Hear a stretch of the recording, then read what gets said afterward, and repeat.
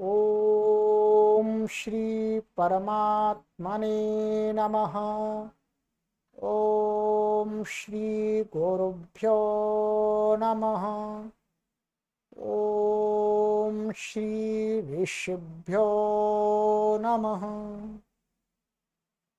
ओम सहना भवतु सहनौ भुनक्तु सह वीर्यं करवावहै तेजस्विनावधीतमस्तु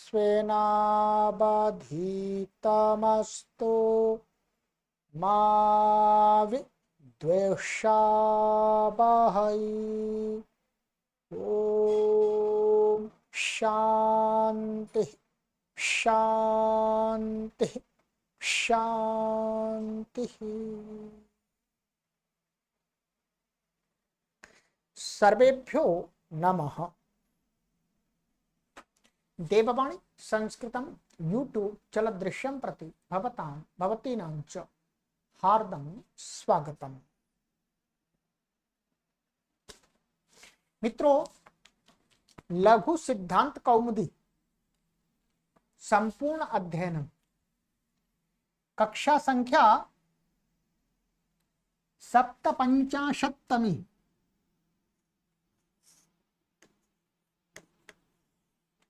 57वीं कक्षा को आज पढ़ेंगे।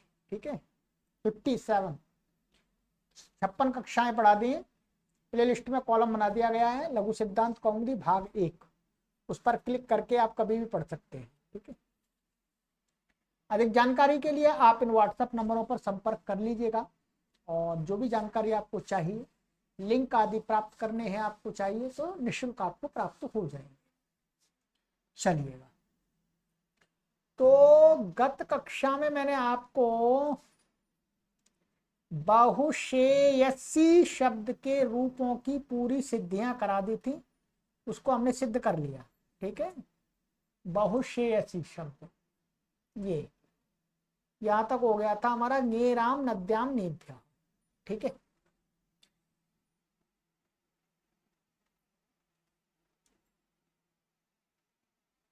इसको पढ़ रहे थे। ठीक है, अब यहां पर शेषम पपीवत माने पपी के समान हमने चला के बताई दिए थे आपको। अब यहां पर आगे आगे कह रहे हैं आचार्य वरदराज महाराज जी, अयंतत्वान्न सोलोपः अतिलक्ष्मी। ठीक है, कहते हैं अतिलक्ष्मी शब्द कैसा लग रहा है? पुल्लिंग है। ठीक है, और इसमें जो अतिलक्ष्मी में दो शब्द हैं, एक अति और लक्ष्मी। तो लक्ष्मी शब्द कैसा है? अकेला शब्द लक्ष्मी कैसा है? स्त्रीलिंग। चलिएगा लिख लेते हैं क्या शब्द है वास्तव में। ये अति प्लस लक्ष्मी ऐसा है। अति तो ये एक तरह से अव्यय है। ठीक है, समास हो जाता है। और ये लक्ष्मी शब्द है, ये स्त्रीलिंग शब्द है। जैसे श्रेयसी स्त्रीलिंग था, वैसे लक्ष्मी भी स्त्रीलिंग है। तो अब इसका ये जब हमने इसको ये समास कर दिया अति के साथ में, तो अति लक्ष्मी बन गया। अब अति लक्ष्मी का अर्थ स्त्री नहीं है, अति लक्ष्मी ही का अर्थ है, ये समास हुआ है इसमें, लक्ष्मी अतिक्रांता अतिलक्ष्मी। लक्ष्मी का भी अतिक्रमण कर गया है जो पुरुष, उस पुरुष को कहा जा रहा है अतिलक्ष्मी। ठीक है, तो अतिलक्ष्मी। अब यहां पर जैसे बहुशेयसी में भी शेयसी शब्द स्त्रीलिंग था, पर समास होने पर पुल्लिंग बन गया था, परंतु स्त्रीलिंग के कोई कार्य प्राप्त होते वो हो जा रहे थे।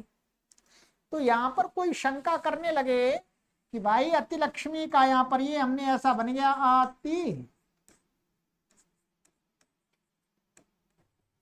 लक्ष्मी, और यहाँ पर अब स्वादि उत्पत्ति करेंगे, स्वादि उत्पत्ति करेंगे, ठीक है।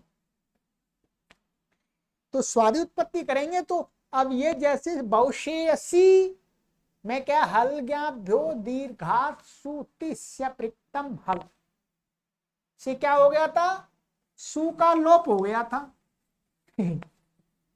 बहुशेयसी से आगे। तो कहते हैं यहां पर क्या है, यहां पर भी होना चाहिए, तो फिर ये बहुला अतिलक्ष्मी ही नहीं बनेगा। तो कहते हैं भाई ऐसा है कि अन्यंतत्वात्, माने इसमें जो लक्ष्मी शब्द है वो है तो स्त्रीलिंग शब्द, परंतु वो गी प्रत्यांत या गीश प्रत्यांत या गीन प्रत्यांत नहीं है। अन्यंतत्वात्, ये गी अंत वाला नहीं है और गीप गीश गीन वाला नहीं है। तो स्त्रीलिंग का प्रत्यय जो अलग से होते हैं गीप गीश गीन, वो नहीं है। और हलज्ञाभ्यो दीर्घात सुतिस्य प्रिक्तम हल, किससे उत्तर लोप करता है, दीर्घ गी हो उसमें, गी का ई। तो यहां पर क्या है, ये जो लक्ष्मी में क्या है, लक्ष्य धातु से ई प्रत्यय होता है और मुट आगम हो जाता है, उणादि में बनता है। तो ये ई प्रत्यांत है और स्त्रीलिंग है, तो ये गी नहीं है, इसलिए इसके उत्तर लक्ष्मी शब्द स्त्रीलिंग है परंतु गीवंत नहीं है, गीशंत नहीं है, गीनंत नहीं है, इसलिए हल ज्ञाभ्यो दीर्घात सुतिस्य प्रिक्तम हल इसमें नहीं लगेगा। नहीं लगेगा तो क्या रह जाएगा, सु, सु को रुत विसर्ग आदि होकर के अतिलक्ष्मी, ये बन गया, ठीक है। शेषम बहु शेयसीवत, बाकी शेयसी के समान चल जाएगा रूप, ठीक है। इसकी नदी संज्ञा की काम सब कुछ हो जाएंगे। अब इसके मैं रूप आपको दिखाने की कोशिश करता हूं।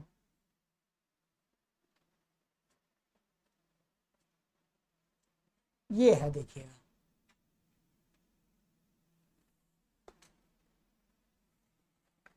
इसमें आप देखेंगे यहां पर केवल सु का लोप नहीं हुआ, बाकी सारे बहुश्रेयसी के समान ही है। नदी संज्ञा तो हो जाएगी लक्ष्मी की, यू स्त्राख्यौ नदी से नदी संज्ञा हो गए, नदी संज्ञा कार्य सारे हो जाएंगे। तो क्या रूप बन गए, बिल्कुल उसी के समान बनेंगे। अतिलक्ष्मी ही ये अलग हो गया, केवल इसको अलग कर दीजिएगा। अतिलक्ष्म्यौ अतिलक्ष्म्या अतिलक्ष्मीम अतिलक्ष्म्यौ अतिलक्ष्मीन अतिलक्ष्म्या अतिलक्ष्मीभ्याम अतिलक्ष्मीभि अतिलक्ष्म्यै। अब देखिए यहाँ नदी संज्ञा होकर के 8 हो गए।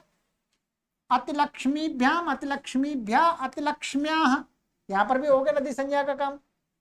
अतिलक्ष्मीभ्याम अतिलक्ष्मीभ्या अतिलक्ष्म्या, यहाँ पर भी हो गया। अतिलक्ष्म्यो अतिलक्ष्मीणाम, यहाँ पर भी हो गया। ह्रस्व अध्यापु नुट, नुट हो गया और उसको अणा हो गया है अटकुप्पांगनुम विवाय वेपी से। अतिलक्ष्म्याम, यहाँ पर गेराम नद्याम निभ्या से आम हो गया। अतिलक्ष्म्यो अतिलक्ष्मीषु हे अतिलक्ष्मी, तो यहां पर क्या हो गया, इसको ह्रस्व हो गया, ठीक है।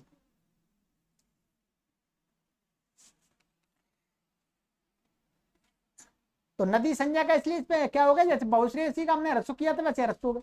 अतिलक्ष्म्यौ अतिलक्ष्म्य, ये बन गया, ठीक है। तो बाकी यहाँ पर इतना ही हमें अंतर समझना है, यहाँ पर सु का लोप नहीं होगा, बस बाकी सारे काम बहुश्रेयसी के समान ही हो जाएंगे।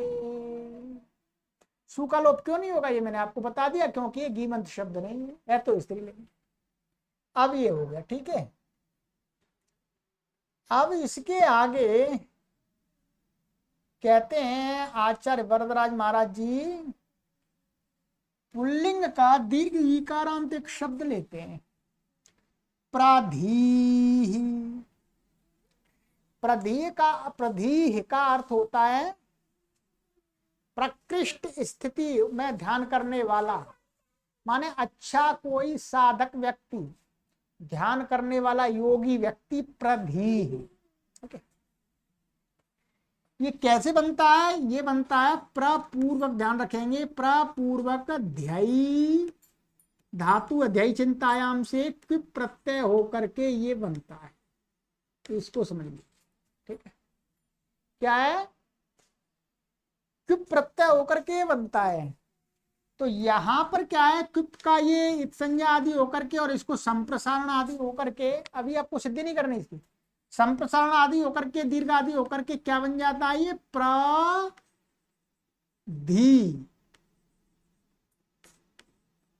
ये बनता है प्रधी। प्रधी माने प्रकृष्ट, ध्यान करने वाला पुरुष है। ठीक है, इतना आपको ध्यान रखना है यहां पर कि ये शब्द कैसा है? क्विप प्रत्ययांत है।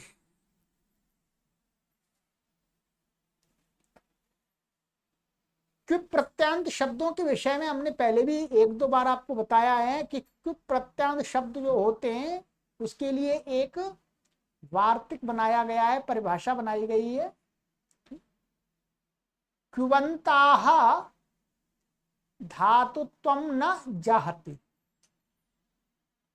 क्विप प्रत्ययांत जिस धातु से होते हैं, क्विप प्रत्यय आने के बाद वो प्रातिपदिक बन जाते हैं, परंतु धातुत्व को नहीं छोड़ते। अर्थात क्विप प्रत्यय आने पर भी, उसके बाद भी धातु को मान करके कोई कार्य प्राप्त हो रहा है तो वो हो जाता है। क्यों? क्विप प्रत्यांत बन गया, ध्ययी धातु थी और प्रधी बन गया, तो ध्ययी के स्थान में धी बना है, तो धी की भी धातु संज्ञा मानी जाएगी। परंतु क्विप प्रत्यय उसका सर्वापारी लोप हो जाता है, ये पहले बता दिया। ककीत संज्ञा, पकीत संज्ञा ई की, और ये व बचता है, व का भी क्या हो जाता है? वेर प्रत्यय से उसका भी लोप हो जाता है। ठीक है, अब इसके रूप चलाने हैं, रूप चलाने। ठीक है, अब कहते हैं प्रधी के रूप चलाएंगे तो प्रथमा व्यक्ति एक वचन में तो कोई परेशानी नहीं है। ये प्रा और धी और स्वादि उत्पत्ति करके रुत्व विसर्ग आदि होकर के इसको प्रधी बन जाएगा। ठीक है, क्योंकि ये ई है, ये क्या है? गीप गीश गिन की नहीं है, ये तो संप्रसारण होकर के ई आया है। ठीक है, और ये स्त्रीलिंग है भी नहीं, वैसे पुल्लिंग ही है। अब इसका दूसरा रूप, दूसरा मतलब द्विवचन का रूप, बहुवचन का रूप, उसके लिए हमें आगे पढ़ना है। अब आगे सूत्र पढ़ेंगे। पहले सूत्र संख्या 199, 199। अचिष्णु धातु भ्रुवाम युवोरियं वंगौ। ठीक है,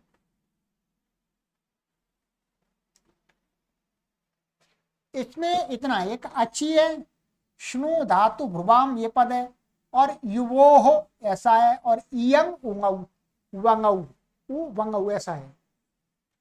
इसका अर्थ करते, 6वें अध्याय की 4थे पाद का 77वां सूत्र है। इसका अर्थ करते हैं आचार्य वरदराज महाराज जी। श्नु प्रत्ययांतस्य ईवर्ण वर्णान्तस्य धातोः भ्रू इत्यस्य च अंगस्य इयं उवंगौ स्तः अजादौ प्रत्यये परे इति प्राप्ते। ये कहते हैं कि श्नु प्रत्यांत, ये श्नु विकरण प्रत्यय है। ठीक है, सुनोति आदि में होता है। श्नु प्रत्यांत कोई अंग, तो यहां पर श्नु वाली कोई बात नहीं। और कहते हैं इवर्णांत और उवर्णांत, चाहे ह्रस्व हो चाहे दीर्घ, इवर्णांत अथवा उवर्णांत धातु, क्या इवर्णांत और उवर्णांत धातु, धातु होनी चाहिए और अंग भी होनी चाहिए वो साथ में। ठीक है, और भ्रू इत्यस्य च अंगस्य, और ये भ्रू शब्द है एक, भ्रू इसको बोलते हैं, ठीक है, भौएं। तो कहते हैं भ्रू इत्यस्य च अंगस्य, इन अंग को कहते हैं इयंग उवंग, माने इयंग और उवंग ये आदेश हो जाते हैं अजादी प्रत्यय के परे। तो कोई इनसे बाद में अजादी माने स्वर वाला कोई प्रत्यय परे हो तो। यहां पर क्रम ये लगता है कि शुनु प्रत्यांत और उवर्णांत और भ्रू को तो उअंग होता है ये, ठीक है, उअंग, और इवर्णांत धातु को यंग होता है, ऐसा यहां पर संबंध लगता है। ठीक है, क्या शुनु प्रत्यांत और उवर्णांत धातु और भ्रू अंग को तो उअंग आदेश हो जाता अजादी प्रत्यय के परे रहते, और इवर्णांत धातु होगी वर्णांत तो उसको यंग होगा। इस प्रकार से यहां पर निर्धारण कर लेना चाहिए, ये इस सूत्र का अर्थ हो। अब कहते हैं इति प्राप्ते का अर्थ क्या होगा, तो अब देखेंगे ये क्या है,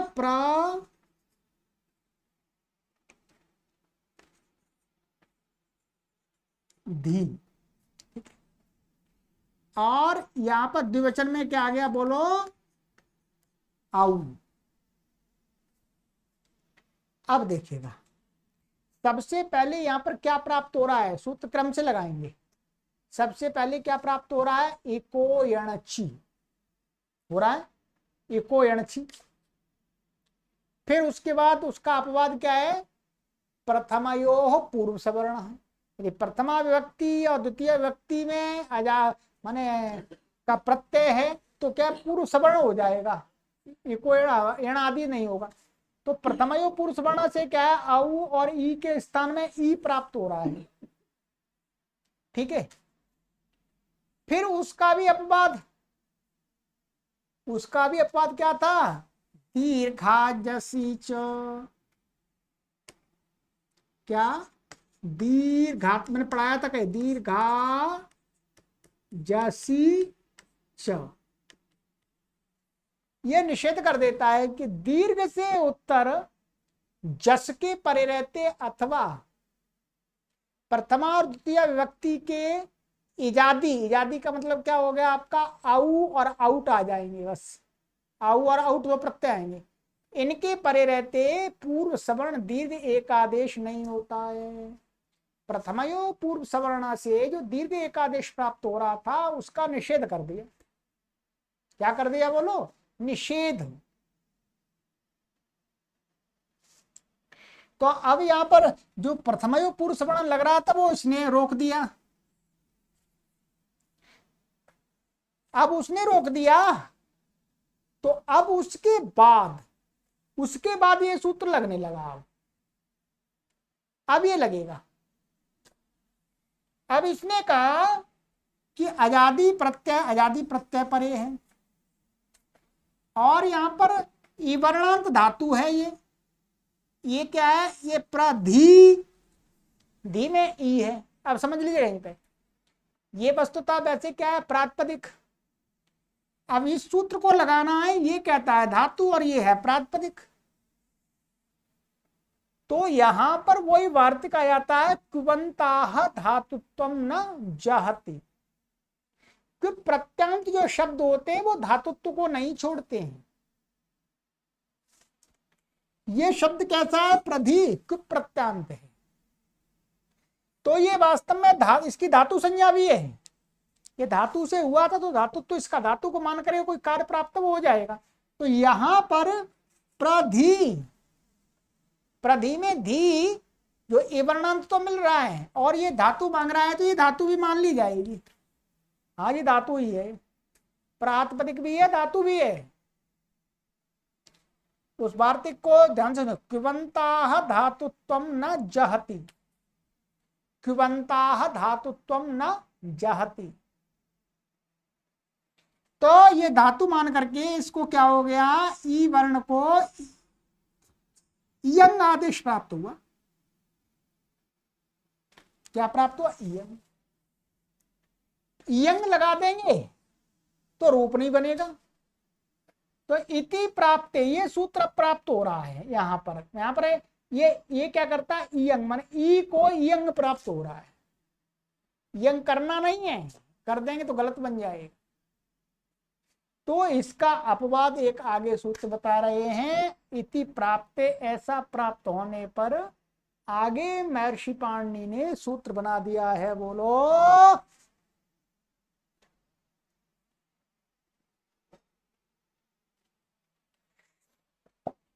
200वां, एरनेकाचो संयोग पूर्वस्य, 6वें अध्याय के चौथे पाद का 82वां सूत्र है। आइएगा, इसका अर्थ देख लीजिएगा, पुस्तक को ध्यान से देखते रहिएगा। धात्वावयव संयोग पूर्वो न भवति या इवर्णस्तदन्तो यो धातुस्तदन्तस्यानेकाचोऽङ्गस्य यणजादौ प्रत्यये। कहते हैं कि एरने काचो संयोग पूर्वस्य का अर्थ करते हैं कि धातु अवयव संयोग पूर्वो न भवति यह इवर्ण। कहते हैं ऐसा इवर्णांत अंग, इवर्णांत ह्रस्व दीर्घ दोनों आ जाएंगे, ऐसा इवर्णांत अंग, जो इवर्णांत अंग कहते हैं उसमें धातु अवयव संयोग पूर्व न भवति, माने धातु जो धातु है उस धातु के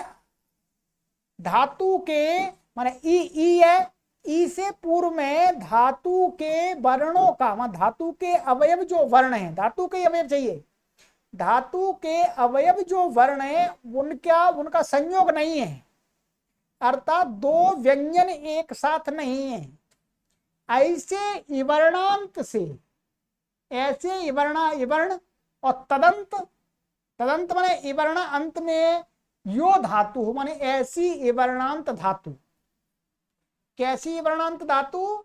जिसके पूर्व में उसी धातु के अवयवों का परस्पर संयोग नहीं है। ध्यान रखिए, तदंतस्य वो धातु अंत में है जिसके, उस धातु के अंत का अनेकाचः, और वो फिर धातु अंत में जिसके पूरे अंग, और वो अंग कैसा होना चाहिए? अनेक अच वाला। अनेक माने दो या दो से अधिक अच होने चाहिए उस पूरे में, धातु में नहीं, पूरे अंग में अच देखने हैं। अच तो पूरे अंग में देखने हैं।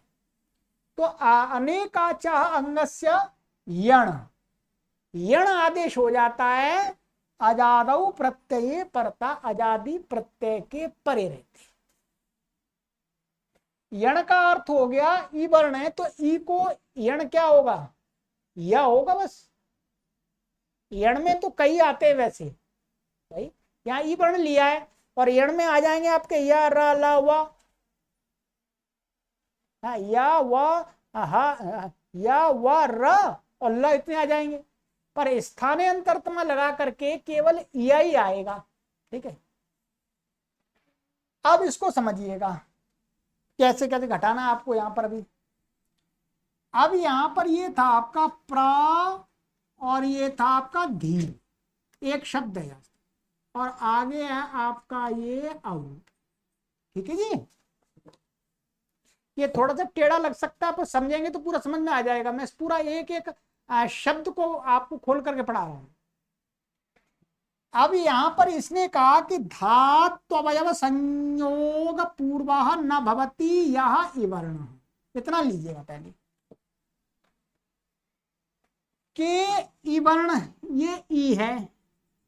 ठीक है जी, क्या है? ये ई है, इवर्ण हो गया। और कहते हैं जो इवर्ण इससे पूर्व में धातु मान ये इवर्ण कैसा होना चाहिए कि धातुओं के अवयवों का संयोग नहीं होना चाहिए। यहां पर क्या है? ई है, ये इससे पूर्व में केवल धातु का क्या है? धा है, धा अकेला है। ये प्रा नहीं है, प्रा तो धातु में नहीं आता, ध्यान रखेंगे। प्र धातु में नहीं आ रहा, धातु में तो ध्याई को धी हुआ है तो धी भी धातु मानी जाएगी, ठीक है। तो ये क्या है, यहां पर संयोग नहीं है, ई वर्ण, ये ई वर्ण है, और यहां पर क्या इससे पूर्व में धातु के अवयव का संयोग है ही नहीं, केवल धा अकेला है। धा और साथ में कोई और व्यंजन होता है एक और तो संयोग हो जाता है हलोनंतरा संयोग से, तो यहाँ पर नहीं है। तो वही कहा धातु वर्ण संयोग पूर्वा न भवती, या वर्ण, ऐसा ही वर्ण जिसके पूर्व में धातुओं के अवयव का संयोग नहीं है, तो ऐसा ही शर्त घट गई, संयोग नहीं है।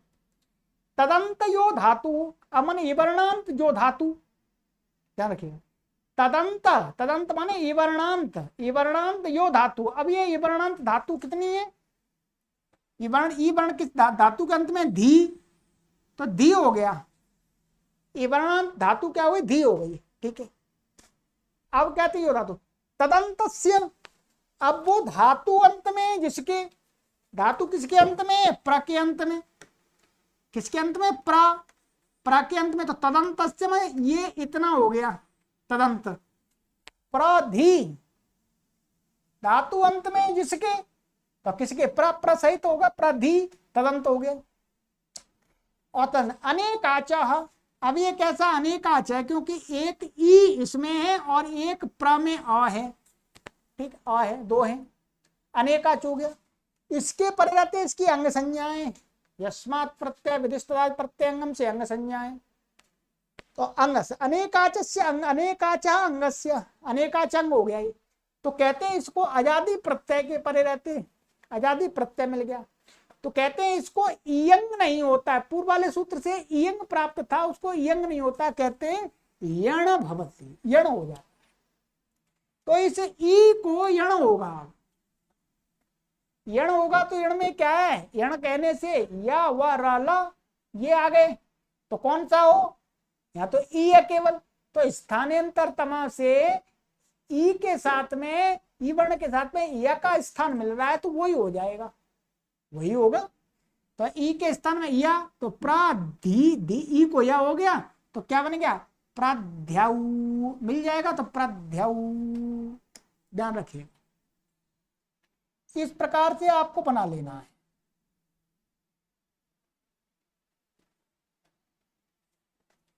प्राध्याऊ बन गया,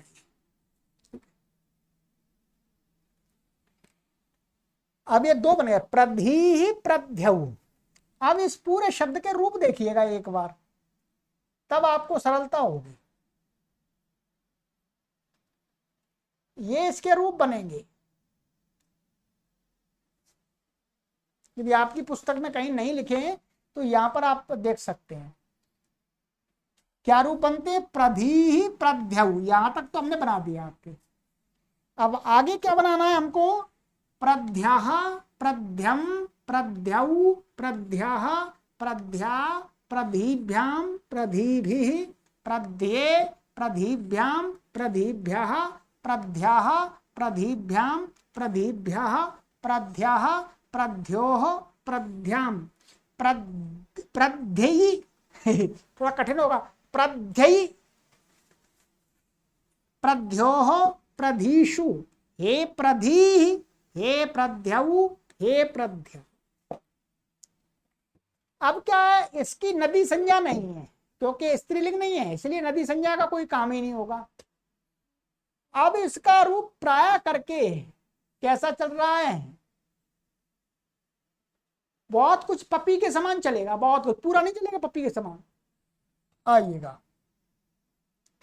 अब यहां पर आ जाते हैं,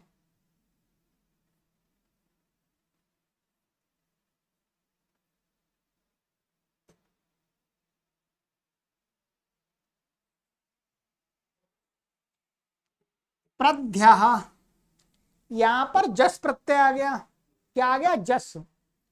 जस में भी क्या है, सारी जैसे इसमें हुआ लगे हुए थे प्रध्यऊ, औ को मान करके, तो जस का अस बचेगा, तो अस को मान करके वही सारे सूत्र लगा लेने हैं, ठीक है। और इससे क्या हो जाएगा, यण आदेश हो जाएगा, इसी से प्रध्या ऐसा बन जाएगा। अब प्रध्यम, यहां वास्तुता क्या है, ये शब्द है प्रा धी और ये अम आ गया, ठीक है। यहां पर सबसे पहले क्या लगता है, एको एणची, फिर प्रथमयो पूर्व सवर्ण, ध्यान रखेंगे। एको एणची सबसे पहले लगा, प्रथमयो पूर्व सवर्ण लग गया, ठीक है। फिर उसका अपवाद क्या, अमी पूर्वाह।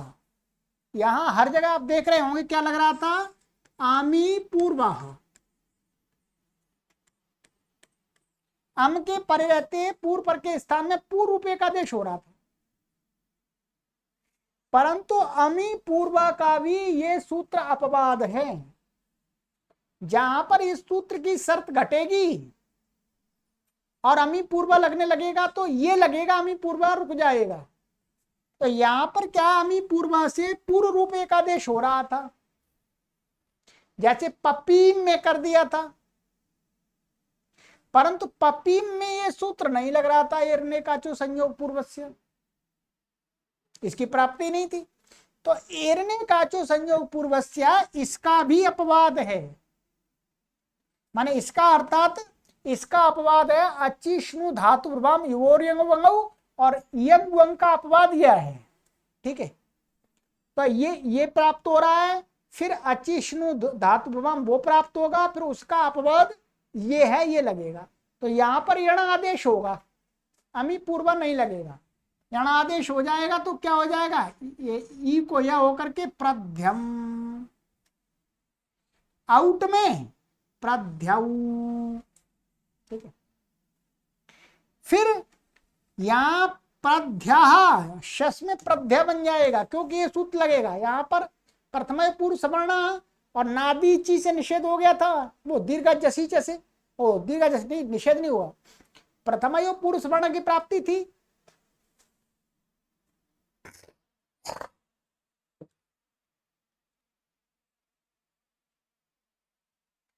क्या, प्रथमयो पूर्व सवर्ण की प्राप्ति थी। यहां पर मैं दिखा देता हूं, इसको थोड़ा समझ लीजिएगा। ये है प्रा धी और ये शस, शस का क्या बच्चा, अस, ठीक है। अब यहां इको एणची प्राप्त था सबसे पहले, फिर प्रथमयो पूर्व सवर्ण, प्रथमयो पूर्व सवर्ण को बाद दिया किसने, अचिष्णु धातु भ्रुवाम युवोर यंग वंगौ, क्योंकि वो इवर्णांत है तो यहां पर यंग प्राप्त, परंतु फिर उसका भी निषेध अपवाद ये है, एरने का जो संयोग पूर्व से, इसने कर दिया यण आदेश। यण आदेश यहां पर इसलिए पप्पीन के समान रूप नहीं चलेगा यहां, ठीक है। तो प्रधि और एको एणची लग करके प्रध्या,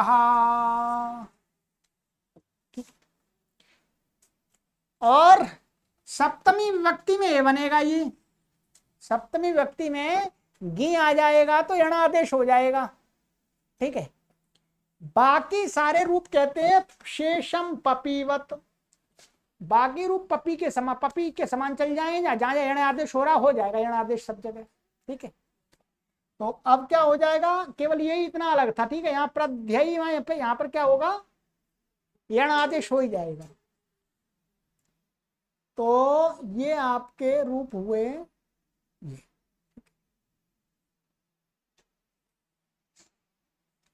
संबोधन में हे प्रधि, हे प्रध्यौ, हे प्रध्या, ये या कुछ दीर्घ ह्रस्वादि कुछ भी नहीं होगा, विसर्ग रहेगा, ठीक है।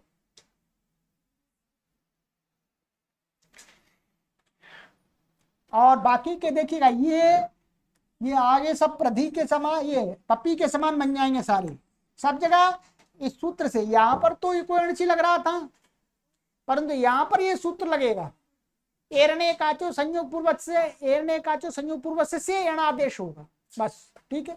ऐसे यहां पर प्रधी, प्रध्याम, प्रधीषु, बाकी यहां पर गी हो रहा है, ठीक है। तो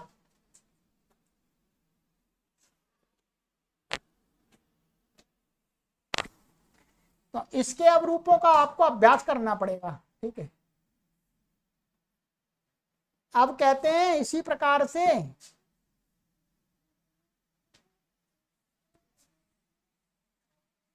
एवं ग्रामणी, इसी प्रकार से ग्रामणी के रूप भी चलते हैं। क्या, ये ग्रामणी शब्द है, ग्रामणी, ये भी नी धातु है वास्तव में, ठीक है, ग्रामणी ऐसा हो जाएगा। तो इसका भी ऐसे रूप चलेगा, एक जगह बदलेगा थोड़ा सा, बिल्कुल इसी के समान चलेगा आपका, प्रधि के समान, क्योंकि ये भी ग्राम पूर्वक, ग्रामम माने ग्रामम नयति ग्रामणी, ग्रामणी माने प्रधान, ठीक है। तो ये वास्तव में ये धातु है, तो इससे वही लगेगा हर जगह। तो कहते हैं यहां पर ngau तो ग्रामण्याम, यहां पर गी में अलग रूप बनेगा बस। क्यों? क्योंकि ङे राम नद्याम नीभ्या एक सूत्र था, ङे राम नद्याम नीभ्य, यहां पर नी शब्द पड़ा हुआ था, ये वाला में अलग से पड़ा हुआ है, यहां पर ङे राम नद्याम नीभ्य में ये नी पड़ा हुआ था यहां पर। तो ये नी वास्तव में ये णी ही है, ये णी वास्तव में नी ही था पहले। तो नी से उत्तर जो गे होगा, गी होगा, उसको आम हो जाएगा, आम हो जाएगा, इसलिए इसका रूप क्या बन जाएगा? ग्रामण्याम, नी को आम हो जाएगा। तो वही कह रहे हैं, क्या रूप बनता है यहां पर? गाँव तो ग्रामण्याम, तो ग्रामणी, और इसको गी को आम हो जाएगा, इको अणची लग जाएगा फिर, ठीक है।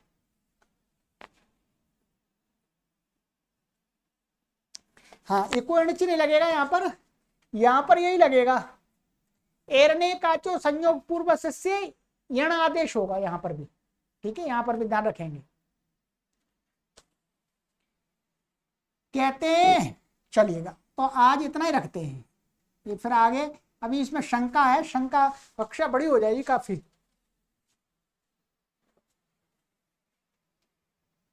चलिएगा देख लेते हैं। कहते हैं अनेकाचाह किम, इस सूत्र में ये अनेकाच पढ़ा हुआ है, अनेकाच इसमें नहीं पढ़ते हैं आचार्य पाणिनि, महर्षि पाणिनि, तो क्या हो जाता है, क्या हो जाता? तो कहते हैं अनेक नी नियऊ नियः, ये क्या है? नी, ये भी प्रत्यांत वास्तव में, इसका लोप हो जाता, नी माने ले जाने वाला। कहते हैं नी ये धातु है वास्तव में, तो यहां पर क्या है? ये अनेकाच नहीं है, केवल एकाच है। इसमें धातु के अवयवों का संयोग भी नहीं है, ये वर्णांत भी है, परंतु ये अनेकाच नहीं है, इसलिए यण आदेश नहीं होता है। क्या होता है? ऊपर वाला जो सूत्र था अचिष्णु धातु भवाम युवोर यंग वंग, उसे यंग आदेश हो जाता है। क्या हो जाता है? यंग आदेश हो जाता है। जहां आजादी, तो नी नियऊ नियः, इस प्रकार से रूप चलेंगे इसके, यंग आदेश होता चला जाएगा। और कहते हैं अमी शशि च परत्वात यंग नियम। अब कहते हैं इस नी में, नी का भी मैं आपको रूप दिखा देता हूं पूरे।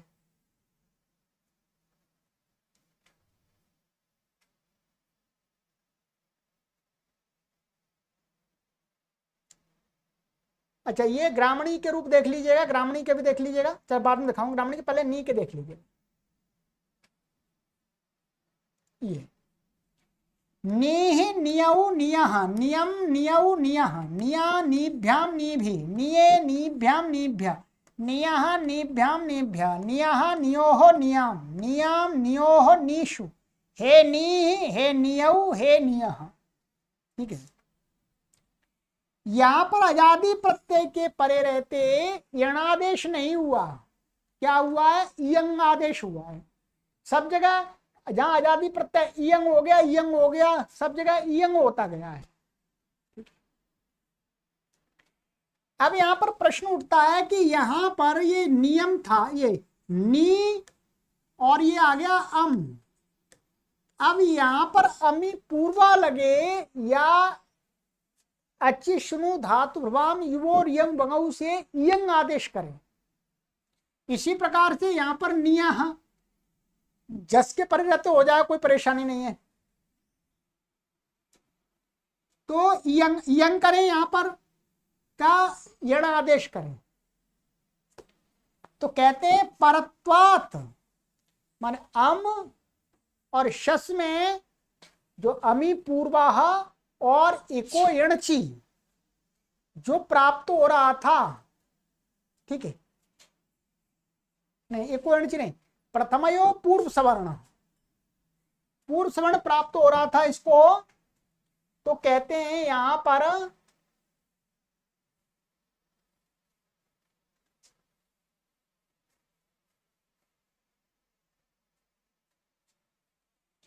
अमी शशि च परत्वातियन, आम और शस के विषय में परत्व, परत्व क्या है, अचिष्णु धातु भवाम युवो रिंगौ जो सूत्र है वो परे है, बाद में है, छठवें अध्याय में आके, और अमी पूर्वाह आदि जो सूत्र है वो छठवें अध्याय के प्रथम पाद में है।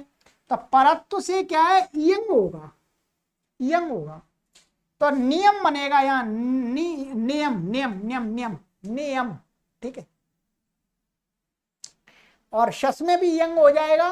यंग का क्या है, ये ई और ये ए है, ठीक है, तो ये ङ की संज्ञा हो जाती है, या की हो जाती है, ये बचता है, और ये गिच है, गित है, इसलिए ना अंतिम ई को ही होगा, अंतिम वर्ण को होगा, ठीक है। तो चलिएगा, अभी ये आज हो ही नहीं पाएगा, इसको मैं आपको यहां से फिर दोबारा आगे की कक्षा में कराऊंगा, इसकी से आपको लिख करके बताऊंगा सिद्धियां, ठीक है, तभी समझ में आएगा, पूरा लाभ तभी मिलेगा आपको, ठीक है, नहीं तो शॉर्टकट में हो गया तो फिर आपको मजा नहीं, आनंद नहीं आएगा। चलिएगा, यहाँ से आगे फिर दोबारा आपको पढ़ाऊंगा इनके रूप। तो आज की कक्षा में आपको क्या कर लेना है, ग्रामणी ही और प्रधि के रूप की सिद्धि करनी है। क्रम से सूत्र लगाने मैंने पूरा क्रम बता दिया आपको, ठीक है। चलिए आगे की कक्षा में मिलते हैं। सर्वेभ्यो नमः।